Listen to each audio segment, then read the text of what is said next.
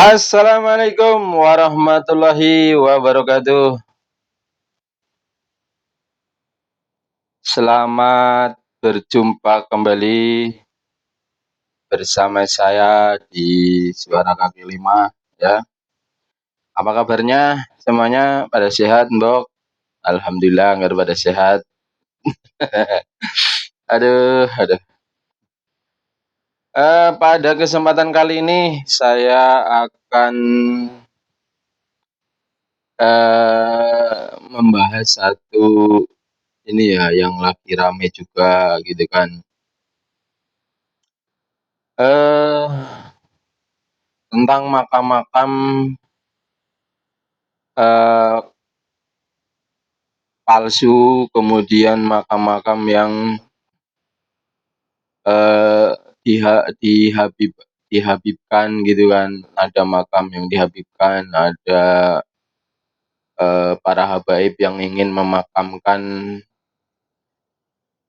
apa namanya di komplek pemakaman situs-situs bersejarah ya, seperti di Palembang itu kan yang makam makam para raja itu, para raja Palembang.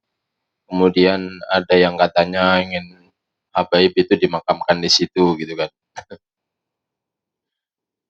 Itu maksudnya apa ya? Jadi oke lah kita bahas bareng-bareng ya. Kenapa harus seperti itu? Ini aduh ya Allah.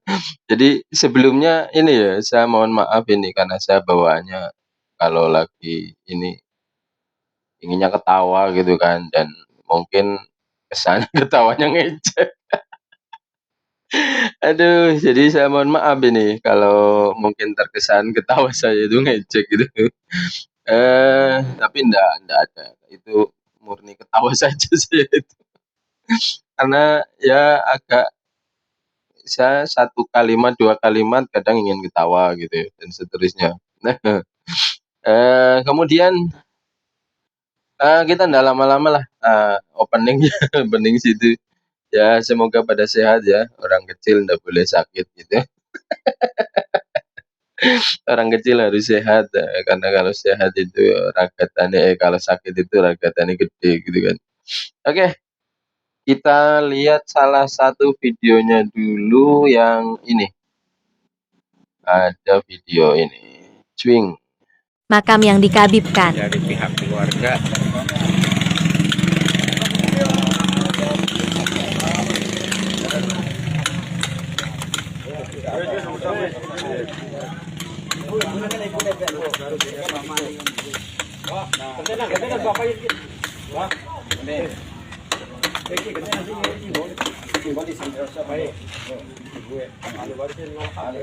Ahli waris menolak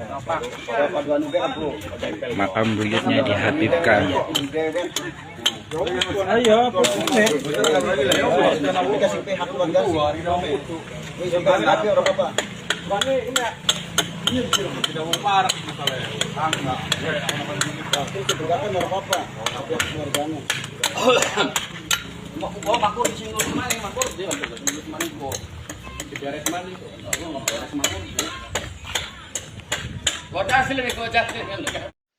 Ya teman-teman, dalam video tersebut ya ada dari kelompok PWILS ya kalau tidak salah itu sedang menertibkan mungkin atau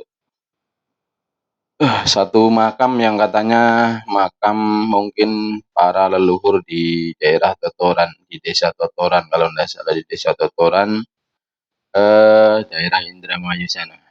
Nah, ya mungkin itu termasuk makam para leluhur di situ yang kemudian dikeramatkan gitu kan. Kalau saya ngomong keramat itu jangan dikonotasikan dengan ini ya, maksudnya disembah, jangan dikonotasikan dengan itu. Keramat itu kan berasal dari kata aroma gitu kan, yang artinya mulia, artinya makam itu dimuliakan sebagai bentuk penghormatan kepada yang pemilik makam itu, pada apa namanya? kepada orang yang dimakamkan itu, karena mungkin pada zaman dahulu beliau itu punya jasa-jasa tertentu gitu untuk bangsa, untuk daerah tersebut dan seterusnya gitu. Eh, Oke, teman-teman. Jadi dalam di makam tersebut yang awal mulanya adalah makam ini, makam apa namanya? Makam Mbah Buyut ya di situ. Mbah Buyut, Buyut Syarif gitu ya. Kemudian yang konon katanya makam itu kemudian diganti dengan nama Habib, siapa ini? Habib eh, Ibrahim bin Ahmad bin Yahya, katanya kayak gitu. Artinya para klan Habaib ini ingin menjadikan orang-orang yang punya nilai sejarah, satu, orang-orang yang punya nilai sejarah, makam-makam yang punya nilai sejarah, kemudian makam itu punya eh, orang tersebut itu punya jasa-jasa untuk bangsa ini. Kemudian bagaimana caranya mereka itu merubah makam tersebut menjadi makam nenek moyangnya atau para leluhurnya dari klan Ba'alawi gitu kan. Ini supaya apa? Ya mungkin analisanya kayak gini ya, supaya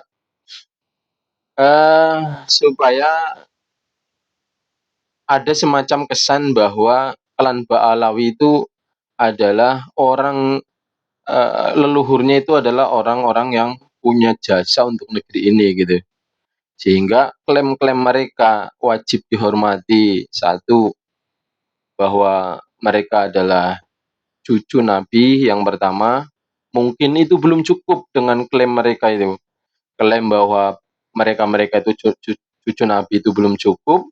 Kemudian mereka mengklaim bahwa para pejuang yang ada di Indonesia ini, para pahlawan yang dulu apa namanya membantu memerdekakan negeri ini adalah para leluhur-leluhur mereka gitu.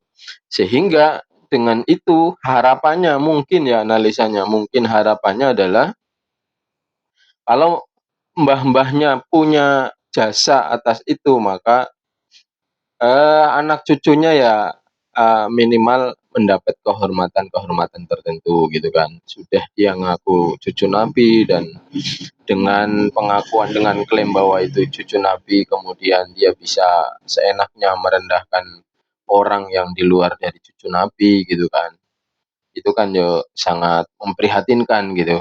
Eh, itu salah satunya itu. Bahkan mungkin ada yang sudah melihat itu videonya Habib Husin Bakil. Awal mulanya dan para Habib itu ngefans banget, saya ngefans awal mulanya, sebelum kemudian karena mungkin ini ya, karena mungkin mereka-mereka itu punya agenda politik tertentu gitu mungkin ya. Kemudian ada tokoh-tokoh habaib yang kemudian seenaknya ceramah itu merendahkan orang-orang yang berseberangan dengan para habaib itu. Kemudian orang-orang yang berseberangan dengan para habaib itu mungkin ya tidak terima, akhirnya mengulik, menganalisa benarkah dia itu seorang cucu Nabi yang notabene Nabi itu kan punya karakter yang begitu santun, yang begitu eh, mulia akhlaknya, kok punya cucu seperti ini, jangan-jangan bukan cucunya gitu kan. Akhirnya kan ada muncul orang-orang yang seperti itu. Eh itu kan karena kepentingannya itu kan, dulu itu muncullah orang-orang yang seperti itu. Kemudian di antara strategi-strategi mereka untuk menguasai negeri ini, di samping dari sisi politik, dia juga merubah semua situs-situs sejarah gitu kan. Situs-situs sejarah itu nanti dirubah supaya apa? Supaya apa namanya? Cerita-cerita sejarah perjuangan orang-orang pribumi, yaitu orang Indonesia, para pahlawan yang sebenarnya orang dari Jawa, orang dari Indonesia itu nanti hilang, dan yang punya jasa sebenarnya adalah klannya Mbak Alawi yang dari Yaman itu, gitu kan. Ini kan menurut saya sangat keterlaluan. Saya kembali ke Habib Husin Bagil. Mungkin ada yang sudah ini ya pernah lihat videonya bahwa Habib Husin Bagil itu memperlihatkan satu komplek pemakaman di daerah pemakaman di area pemakaman Sunan Bonang. Itu di ring satunya, kalau saya lihat itu di ring satunya di sekitar pemakaman Sunan Bonang itu. Bukan di luaran gitu, bukan jauh gitu. Kayaknya masih dekat dengan pemakaman Sunan Bonang itu sudah dipenuhi dengan makam-makam para habaib gitu. Makam-makam para habaib. Artinya kalau seandainya benar bahwa itu makam Habib, itu real, bukan palsu gitu. Itu kan ada kesan bahwa itu sengaja orang-orang dari klan mereka itu sengaja dimakamkan di makam-makam yang punya nilai sejarah tertentu gitu kan. Supaya apa? Supaya menurut saya ya kalau kita analisa supaya namanya ini terdongkrak, nama klan Mbak Alawi itu terdongkrak. Yang ada kemungkinan nanti ke depannya itu wali Sunan Bonang itu nanti nasabnya itu akan dicangkokkan ke klan Mbak Alawi. Ada kemungkinannya seperti itu. Dan mungkin ya eh kemungkinannya bisa terjadi juga. Kemudian kita lihat lagi ya. Ini ada yang satu video lagi yang terjadi di Palembang ya. Kita lihat dulu videonya. Cuing. Saya dan beberapa saudara yang lain Itu menolak. tetap menolak karena dasarnya kalau satu kita berikan dispensasi, besok-besok pasti ada lagi yang akan meminta. Wah, Dengan alasan sudah ada keluarganya di situ. betul. Masuk akal juga sih, masuk akal. Ya, akhirnya nanti wilayah pemakaman itu akan penuh dengan ongkonan-ongkonan itu makam-makam dari klan mereka. Betul. Pasti udaranya ke situ ya. Ya, arahnya. Dan saya bilang kalau mereka sudah banyak, nanti mereka akan mengklaim bahwa mereka adalah keluarga dari Iya. Justru malah terah Kesultanan Palembang sendiri mungkin akan dihilangkan. akan.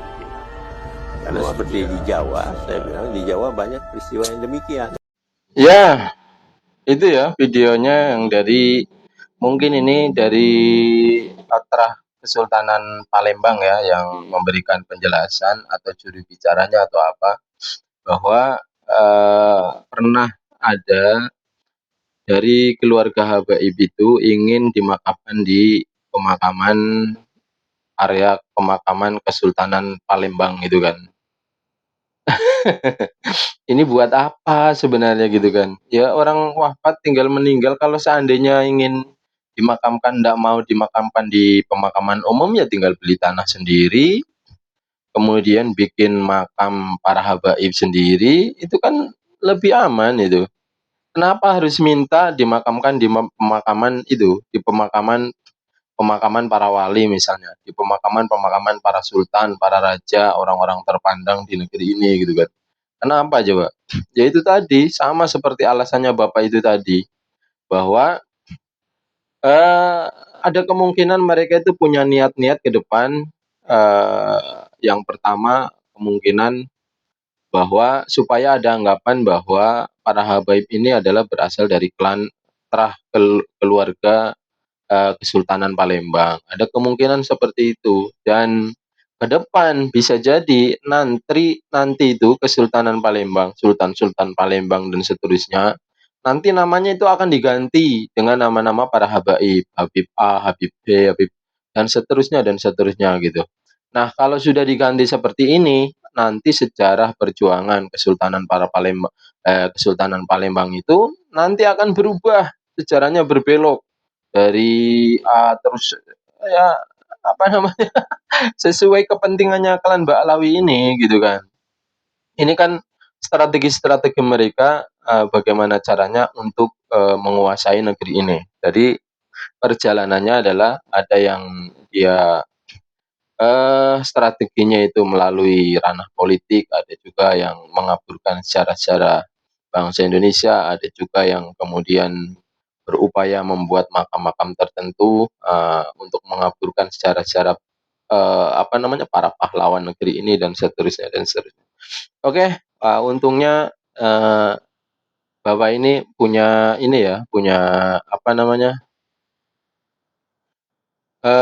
punya kesadaran bahwa, eee, kekhawatiran bahwa mungkin suatu saat ini akan terjadi hal yang tidak baik untuk sejarah, negeri ini gitu kan. Eh, tentunya di situ ya analisanya, poin-poinnya kenapa para habaib ini kok ngotot sekali gitu kalau itu, yang pertama ingin dimakamkan di area-area yang punya situs-situs sejarah gitu kan, area-areanya orang penting, area-areanya para wali, area-areanya para kesultanan, para pahlawan dan seterusnya dan seterusnya. Ya di antaranya itu ya, di antaranya ada kemungkinan mereka ingin, eee suatu saat, mengatasnamakan bahwa dia itu termasuk keluarga para wali atau keluarga para sultan tertentu atau keluarga para raja tertentu gitu kan. Kemudian, ke depannya ada kemungkinan mereka akan lambat laun itu akan membaliknamakan, nama-nama para wali yang ada di Nusantara ini, nama-nama para raja yang ada di Nusantara ini, kemudian diganti dengan nama-nama para habaib tertentu. Nah, itu di antaranya seperti itu. Kemudian di samping, memakamkan di pemakaman-pemakaman para orang-orang penting di Nusantara ini ya, mereka juga ternyata banyak membuat makam-makam palsu gitu ya. Di samping ada makam-makam yang kemudian dihabibkan, ada juga makam-makam yang sengaja dibuat nggak ada apa-apanya, kemudian ditulisnya nama apa namanya, nama makam palsu yang kemudian diberikan gelar wali dan seterusnya gitu. Itu strategi mereka untuk, mengubah sejarah ini yang pada intinya mereka ingin, mungkin ya ingin supaya klan mereka itu diakui di negeri ini semakin kuat gitu kan. Aduh, ya, saya mengajak ya semoga kita itu untuk, apa namanya, tidak mudah percaya dengan hal-hal yang seperti itu gitu kan. Apa ketika ada sejarah-sejarah seperti itu kemudian, ini kan karena banyak sekali ya sejarah itu kayak Gajah Mada, kemudian saya juga aneh itu, kayak Gajah Mada kok kemudian katanya Gajah Mada itu orang muslim gitu kan, nama aslinya sebenarnya Ghaus Ahmada gitu kan. Ini, apa saya yang kurang ilmu atau mereka memang sengaja membelokkan sejarah atau apa, Patimura juga katanya orang muslim dan seterusnya gitu kan. Aduh, kemudian apalagi itu, eee, banyak yang secara-secara kemudian dibelokkan gitu. Ya mudah-mudahan negeri ini tetap dijadikan negeri yang utuh ya, menjadikan negeri yang utuh, aman, damai, tentram, sejahtera, kemudian dimunculkan pemimpin-pemimpin yang adil dan amanah, dan dijauhkan dari mara bahaya dan bencana, dan kemudian dijauhkan dari orang-orang yang hendak menghancurkan negeri ini, yang hendak, apa namanya, mengacaukan negeri ini, baik itu orang dari dalam maupun dari luar. Ya semoga orang-orang yang ingin menghancurkan negeri ini ya dibinasakan jauh oleh Allah Subhanahu wa taala. Oke, sekian saja teman-teman. Saya sekarang tidak banyak ketawa. Aduh, tidak banyak ketawa. Oke, sekian saja. Assalamualaikum warahmatullahi wabarakatuh.